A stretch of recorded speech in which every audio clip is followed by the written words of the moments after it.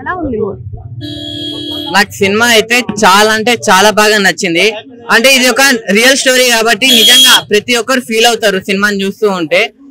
అంటే కుర్రాళ్ళకి first feel అవుతారు, youth కి అయితే ఫస్ట్ చెప్తున్నా, ఇంటర్వెల్ ముందు అయితే ఒక సాంగ్ ఉంటది అయ్యా, అమలాపాల్ తో ఆ రొమాంటిక్ సాంగ్ ఆ వాటర్ లో చేస్తారు చూడండి, ఆ సాంగ్ అయితే పిచ్చెక్కిపోతారు. కానీ సినిమా స్టార్టింగ్ నుంచి ఎండింగ్ వరకు చాలా అంటే చాలా బాధపడుతూ సినిమా చూస్తారు. నిజంగా ప్రతి ఒక్కరు అందులో ఇన్వాల్వ్ అయిపోతారు. అంటే హీరో కూడా హీరో యాక్టింగ్ చేశాడు, నటించాడు, ఇవంతా చెప్పానండి. తను నిజంగా జీవించాడు అని మాత్రం నేను చెప్తాను. తను మొత్తం క్యారెక్టర్ లో ఫుల్ ఇన్వాల్వ్ అయిపోయి చేసినట్లయితే నాకు అనిపించింది.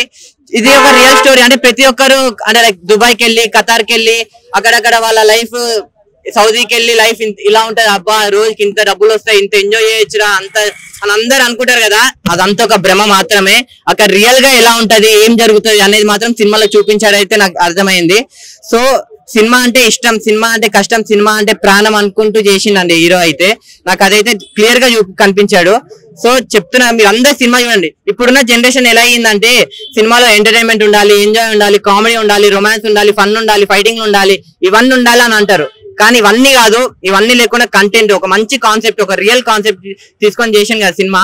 సో ప్రతి ఒక్కరు చూడండి సినిమా. నాకు చాలా అయితే చాలా బాగుంది, ప్రతి ఒక్కరికి కనెక్ట్ అవుతుంది అన్న సినిమా అయితే.